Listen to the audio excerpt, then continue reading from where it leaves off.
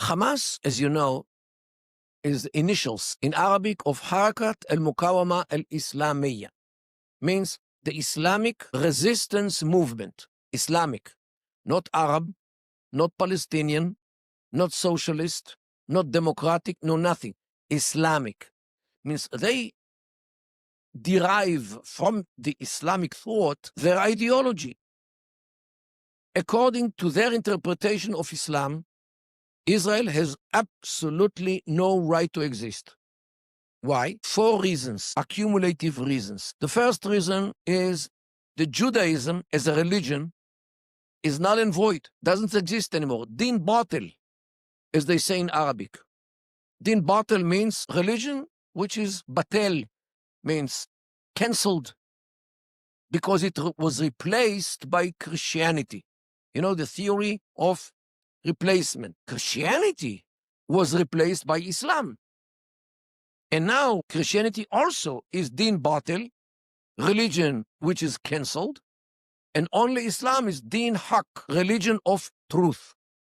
So since Judaism doesn't exist anymore, so there is no reason to have a Jewish state. This is the first problem. Second problem is the land. The whole land is Islamic land because once it was under Islamic rule, under the Ottomans, under the Mamluks, as of 637 CE, when this land was occupied by the Muslims, it belongs to Islam. So nobody has the right to take a land from the Islamic world and to give it to Jews. Why? Because a land, according to Islam, has only one-way ticket to enter the house of Islam and not to come out. Just like Spain, the Iberian Peninsula, just like Sicily, which belongs to Islam as well, until the large parts of the Balkans, all the way to the gates of Vienna, where they were defeated in September 11, 1683. This is the connection. So Israel as well means Palestine, as they call it, as well, belongs to Islam entirely. So this is the second problem. The third problem is that Jews are not a nation.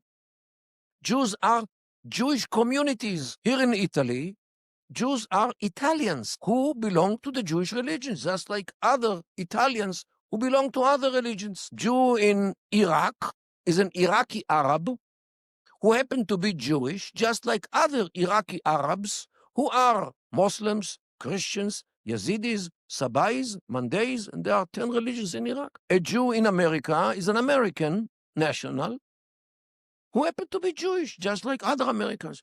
It's simply Jewish in Russia, in Morocco, everywhere. Jews are local nationals who are Jewish. All of a sudden, they decided they are a nation. They are not a nation. They don't look the same. They don't sound the same. They speak different languages. They wear different clothing. They eat different food. They sing to different music. So are not a nation. And if they are not a nation, why do they need a state? The fourth problem is that according to the Islamic Sharia, means the religious rule, religious law, Jews have to live under Islamic Sharia as dhimmis. Dhimmis means people who live under the yoke of Islam with very limited rights. Jews should pay the jizya, means a head tax, when they are humiliated, according to the Quran, means they should crawl on the ground, pay the jizya from their hand, get a kick, and run out of the room, because this is what the Quran states about Jews. Jews should walk in the sewage canal in the street and not on the sidewalk, just like Christians, by the way. And sewage canal in the Middle Ages had everything which comes out from the households and not only from the kitchens. And this is where Jews and Christians should walk, in the dirt of the sewage canal, because they are dhimmis. Jews should be marked with yellow patch. And this was not an invention of the Nazis. This was already in Baghdad, the Abbasid Baghdad of the 9th century, either yellow patch or yellow scarf or yellow hat. Christians should have purple patch or purple scarf or purple head. Why? Because both Jews and Christians are nejes, means impure. And in order to make sure that no Muslim touches them, they have to be marked. The Nazis took it from the Islamic idea and many more ways how to denigrate and how to humiliate the Jews and the Christians. And this is how Jews should live under Islam. Jews have no right to a state, no right to a government, no right to an army, no right to a police, no right to any manifestation of independence and sovereignty. So the state of Israel is actually a deed of a Satan because it's against Islam, against the Islamic ideas of replacement of Judaism. And the worst is when Jews are praying on the Temple Mount, because this is actually the completion of the resurrection of Judaism. After Islam came to the world to replace and to cancel Judaism. Means the state of Israel is actually viewed by Muslims as a resurrection of Judaism, and they cannot take it. They cannot fathom this fact. This is why the war is a religious war before it is anything about territory or about human rights or about political rights or whatever. It is, first of all, to save Islam from the returning of Judaism to life. And this is what underlies everything. And this is shared by Sunnah and Shia as well, who are different in many things. But this actually explains why Iran, the Shi'i leader of the Shi'i Islam, cooperates with Hamas, which are religious Sunnis, because they share the same view to Judaism as a cancelled religion, and therefore Jews have no right to anything. We have to understand the Islamic approach to Israel and to other things. Schematically, the Islamic world is divided to two parts. And you know, many of us know Muslims in the workplace, living in the neighborhood. We know them, and they are peaceful people. Many of them, maybe even most of them. Schematically, the Islamic world is divided between two mindsets. One mindset says that they are Muslims, are faithful to Islam, they pray 5 times a day, they fast on Ramadan, they go once in a lifetime to Hajj in Mecca, they don't drink wine or any other alcoholic beverages, they don't eat pork, and they keep Islam. And they are religious Muslims. Many of them are in Israel as well. Many of them serve in the army. In the Israeli army, Muslims, there are. They don't mix Islam and politics. Politics means their own states, Israel, economy, anything connected to this world, to the worldly issues. They don't make any connection. They are religious on one side, and yet they take interest in the bank, although it is, or they pay interest, which is also forbidden in Islam. They don't mix worldly issues with Islam. This is the Emirates. For them, to be a Muslim is one thing, and to be a statesman in the world as it is, it's something totally different. They don't mix the Islamic view, as I mentioned, to the worldly issues. The other side of Islam, I would describe it as the Ikhwani Islam, the Muslim Brotherhood kind of Islam, is interpretation of Islam which sees everything through the lens of Islam. As I described the state of Israel, everything, economy, the regimes, even the regime in Egypt, the regime in Syria, the regime everywhere, is being viewed through the lens of Islam. Do they implement the Sharia? Good. If not, jihad should be waged against Gamal Abdel Nasser in Egypt or against Assad, father and son, in Syria, because they don't implement the Sharia. And this is totally different way of how to look at Islam and the way Islam is involved in everything which runs the world. This is why Israel is the small Satan, the United States is a big Satan, and Europe is the middle size Satan. Okay? This is how they look at the world, through the lens of Islam. And this is where the problem is. Israel has no problem with the first kind of thinking. By the way, if you actually trace the history, you see that the Egyptian regime, which made peace with Israel, was fighting the Muslim Brotherhood.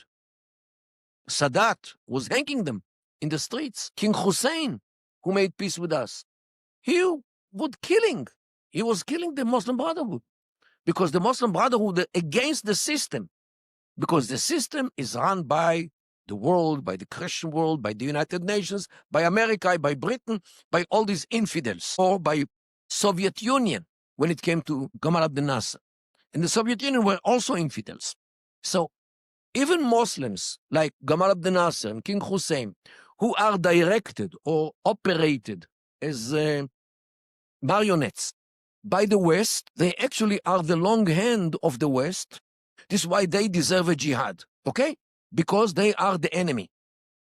And this is why Egypt had no problem with Israel, because they fight the Ikhwani way of thinking.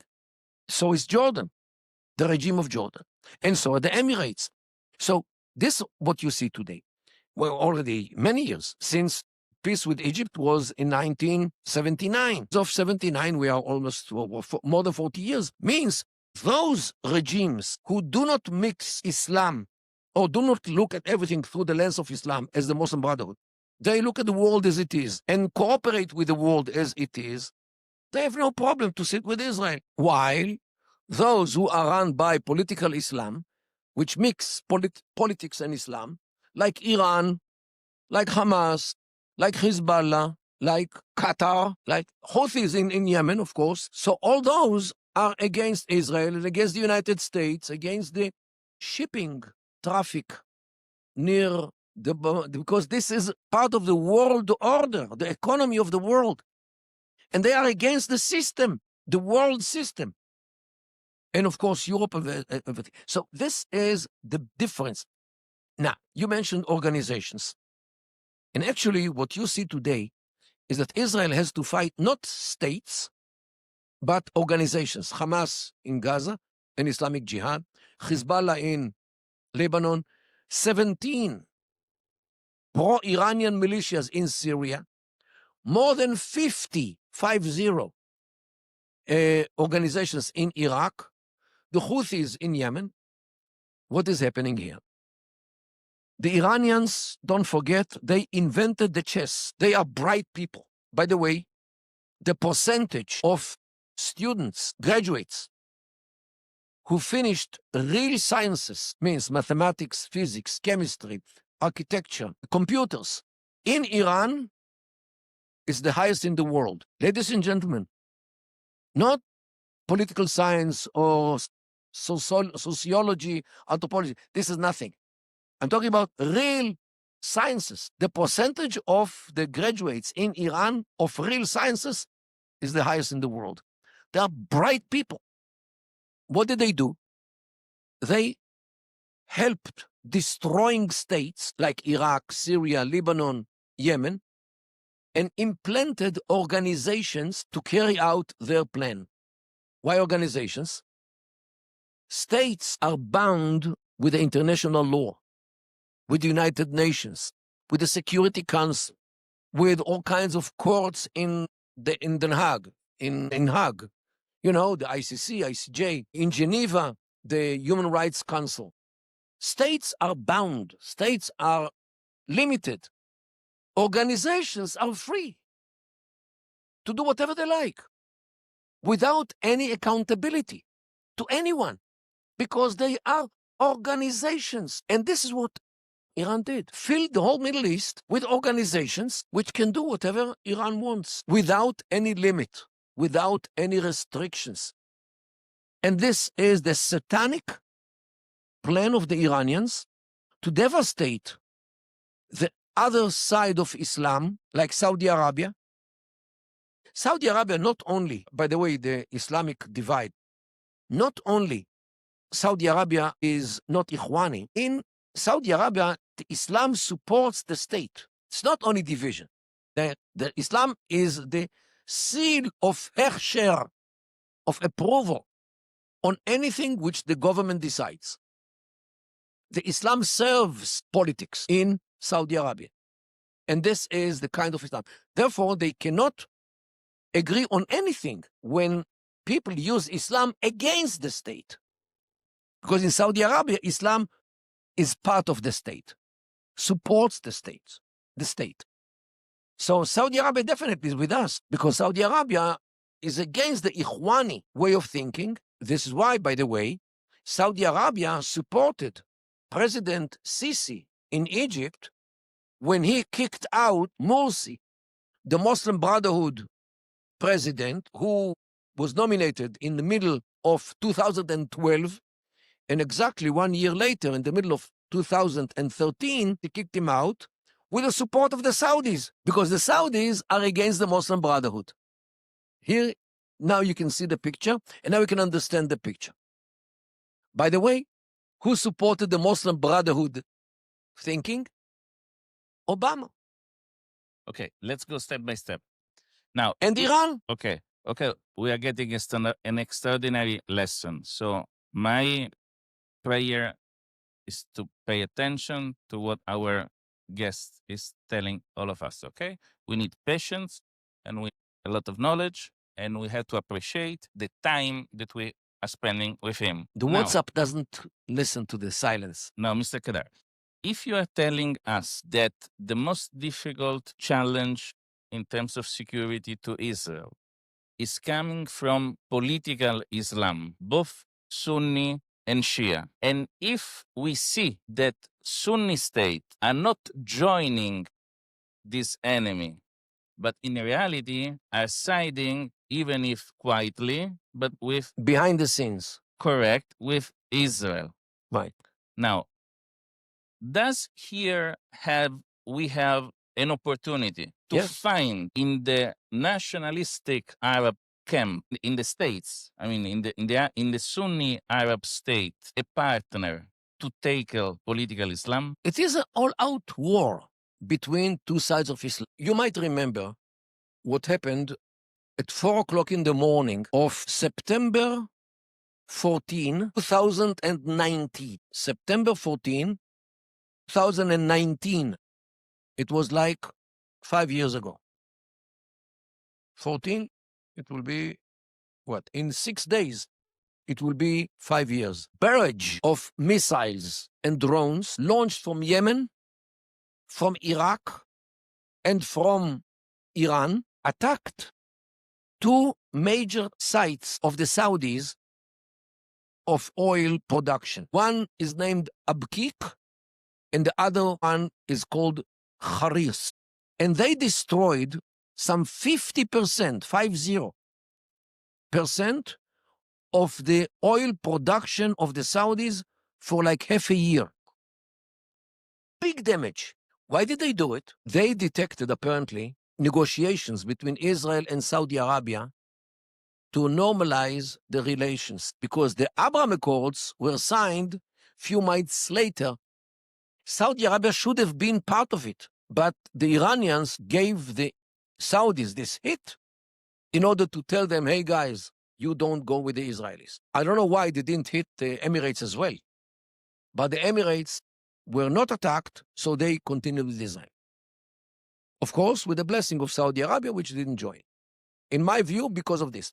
3 months later, in January 2020, the United States got rid of Qasem Soleimani, the head of the Quds force, who was behind this attack. Okay? So this is, therefore, Saudi Arabia is very cautious. They are very, very much afraid, because militarily, Saudi Arabia is a weak country. They have money, they have influence, but from the military point of view, the Saudis are weak. They did not succeed to defeat the Houthis for 8 years. 8 years they're fighting the Houthis. The Houthis devastated Saudi Arabia. Okay? So Saudi Arabia always looks for a powerful country to rely on. Unfortunately, because of the war between us and Gaza, and because of the issues inside Israel, and we'll talk about this, Israel is viewed today not as a powerful state. This actually what encouraged Hamas to attack us because of the domestic problems which we have in Israel. Saudi Arabia is waiting, and now the Saudi demand is to have mutual defense treaties with the United States of America as a condition for normalizing with Israel. Why? They're afraid of the Iranians. They're afraid that the Iranians will repeat what they did on September 14, 2000, and the Saudis are very vulnerable. All their oil production industry is on the ground, exposed to the Iranians. And this is why they are very cautious. They are very slowly. They are running to nowhere. There are no rush, and they are waiting for the Americans to give them mutual defense treaties as a condition for a peace with Israel. In this fight between political Islam and the state of Israel, where does the Palestinians stand? The Palestinians are divided also between the PLO, which tries to be with a good side, means with Egypt, Jordan, while Hamas is wholeheartedly with the political Islam. Why? Hamas is also against the PLO, because the PLO is part of the system, because the PA, the Palestinian Authority, was created by agreement between Israel, the small state, and the PLO, which is not a religious organization. It's nationalistic organization. The PLO does not emphasize Islam because the PLO has Christians in it. You know, George Habash was a Christian. Naif Hawatma, Christian. Wadi Haddad, the Black September organization, is a Christian. So there are Christian terrorists within the PLO. So the PLO did not emphasize the Islamic side or Islamic aspect of their fight. Hamas is Islamic by definition. So Hamas belonged to the political Islam part of Islam, and the PLO is part of the system, means the nationalistic one, with Egypt, with Jordan, with Israel to some extent, although the PLO, I think I have it here, produces these things. On one side, and this is the PLO flag. On one side it says Al-Quds Lana. Jerusalem is ours, means theirs. But on the other side, Palestine, from the river to the sea. So where is Israel? In the Mediterranean, within the sharks and the fish, okay? And this is our partners to, by the way, they are the people behind the courts in Hague against Israel. South Africa is only the state which forwarded the information. But all the information which was given to the courts in Hague come from 4 organizations run by the PA, sponsored at least partially by the European Union. So the Italian taxpayers actually is used in order to delegitimize the state of Israel in the courts of Hague. Think about this. What is the role in this scenario that you are describing of the Turkish president Erdogan? Well, today we heard that Erdogan is calling upon the Islamic world to unite against Israel. Okay? That's what we heard today. This is the news. I was actually interviewed by Sky News on the way to here in Arabic about this. So, of course, who will join him? The Muslim Brotherhood, because Erdogan is a Muslim Brotherhood kind of thinking, because he was against the system of Mustafa Kemal Atatürk, the secular founder of modern Turkey. Erbakan in the 90s and Erdogan as of 2002, they turned Turkey back to Islam because they are against the system. against the secularism, against everything. So this is Erdogan. So who will join him? Iran, Houthis, the Hamas will join him. Everyone who is against the system. Who will not join him? Saudi Arabia, the Emirates, Bahrain, Egypt, Jordan, Morocco, all those countries which are against the Muslim Brotherhood. It's against. Not only this, Erdogan is hypocrite. I would expect him, if he wants a war against Israel, the whole Islamic world against Israel, why doesn't he close the embassy in Israel, the Turkish embassy in Israel? Why does he allow airplanes to fly between Turkey and Israel? Why does he build buildings in Israel? You know, there is a big construction company in Turkey named Yilmaz. If you go in Tel Aviv, you see in many construction places the sign Yilmaz. They are building. They brought their people, they brought their engineers, they bring everything. And they are building Israel. Of course, this is a business. They are producing clothing for Israel in Turkey. They are producing pasta for Israel in Turkey with Hersher. Okay, so and actually the Turkish economy, I don't say they are based on Israel, but part of the Turkish economy, which is today on the verge of bankruptcy, today they are almost bankrupt. They depend on Israel.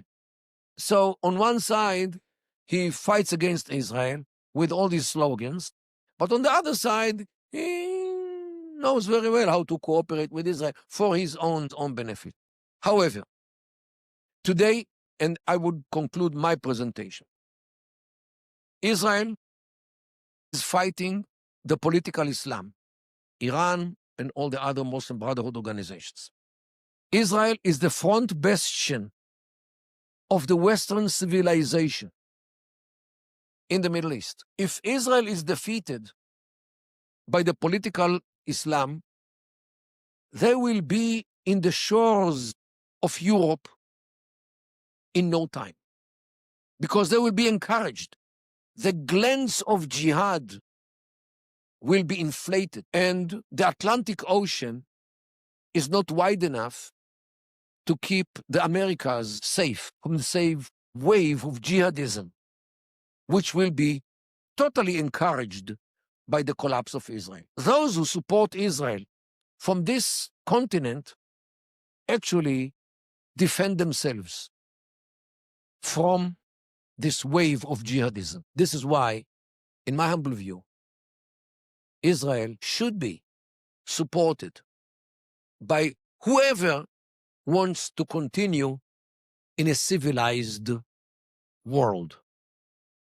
Okay, so thank you very much. Now you have the opportunity to answer to these 4 questions and then to close our Okay, let's session. start Please. first of all with a comment about the Emirates, which is, my view, very important. In very short, states in the Middle East are divided to roughly to 2 kinds: failing states and successful states. Failing states are Lebanon, Syria, Iraq, Yemen, Libya, Sudan, Algeria, potentially. Let's say these are the failures. The successful ones are Kuwait, Qatar, Abu Dhabi, Dubai, Ras Al Khaimah, Fujairah, Ajman, Qaywin. These are the 7 Emirates, in addition to Saudi Arabia and Oman. Altogether, 12 successful countries. The question is, why are those failures and why are those successes? One would say because of the oil. Wrong. Iraq has a lot of oil, and Iraq is a failing state. Libya has a lot of oil, failing state, as you know. Dubai has no oil and no gas. And Dubai is heaven on earth. Very successful. So evidently, it's not the oil. Because if it was the oil, Dubai would be a hell because it doesn't have oil. And Iraq and Libya would be a heaven. Okay? But it's totally opposite. So what is the reason for the failure of those and the success of those? The answer is the social construction of these states. All the failing states are conglomerates of clans, ethnic groups like Arabs, Kurds, Turkmens, Berbers, religious groups, Muslims, Christians, Yazidis, Alawis, Druze, and others, and sectarian groups, Shia, Sunnah, Salafis, Sufis, and all kinds of others. While the successful states, each and every one is one single clan, one single family. Kuwait belongs to a family named Al-Sabah.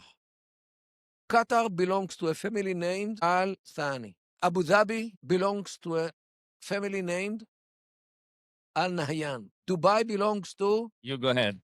Al-Maktoum. Saudi Arabia belongs to Al-Saud. Saud. Means if you base a state on a Cosa Nostra, and I'm serious, on a family, you get a successful state. If you base a state on Western ideas about nationalism, liberalism, communism, socialism, patriotism, and all these isms which were imported from different cultures, you get a mayhem. You get a hell. And this is actually what explains this division of the Middle East to successful states and failing states. Now, if we have to solve the Palestinian problem, which system will we take? The successful one or the failing one? It's clear. We don't take a failing. Means if you create a Palestinian state with all the clans, and the Palestinian society is very clannish. If you tell me somebody's name, I'll tell you where he lives. Because if Nusayba, Jerusalem, if his name is Jabri, Kawasme, Nache, Tamimi, or Abu Snain, he lives in Hebron. And if his name is Arikat, like Saib Arikat, he lives in Jericho. If his name is Barghouti, or Abu Ain, or Tawil, he lives in Ramallah. If his name is Masri, or Tukan, or Shaka, he lives in Shechem, in Nablus. If his name is Karmi, he lives in Tulkarem. This is how it works. Because if he goes to another town, he's in exile. He is not in his hometown. Okay? This is the culture of the Middle East. You know what? Once Italy was also Emirates. And how united Italy until this very day, you know better than me. Okay? So this is actually what works. In the Middle East, tribalism is not only alive and kicking, it is alive and killing. If you merge them together, you get another Syria, another Iraq. If you establish emirates in each and every town in Judea and Samaria, you get the emirates like in the Gulf. And this is what my suggestion is, to establish emirates for the clans of Hebron in Hebron, for the clans of Nablus in Nablus, and so forth. Israel should forever remain in the rural areas, offer Israeli citizenship to the villagers. Those who lived in the villages are like 15% of the population, while Israel should keep like 85% of the land. After all, this is our land, old Eretz Israel. And this is the only solution which corresponds with sociology. And this is why this is the only solution which has prospects to survive. What will happen with Gaza? Until the war, I look at Gaza as one state, functioning state, because it was under Hamas, and we should deter Hamas, and really deter Hamas, not in theory. Now, when we are planning, hoping to get rid of Hamas, it's not easy. It's very hard because they are hiding behind women and children, and they are in the caves. It's very hard to catch them. Yet, we are determined, so far, to get rid of Hamas. If we succeed, we can go to the administrative division of Gaza to 5 districts. From the north to the south, Gaza is traditionally, all the way from the days of the Egyptians, divided to 5 districts. Beit Hanun, Bet Lahiya in the north, the city of Gaza, Dir el-Balach, Khan Yunis, Rafah. And beyond Rafah is Egypt. These are the 5 districts. This could be base for the Emirates, 5 Emirates in Gaza, based on the local families. No Hamas, no Abbas, because Abbas, as you know, is not a friend of Israel as well. So this is the only solution which is connected to the sociology of the people.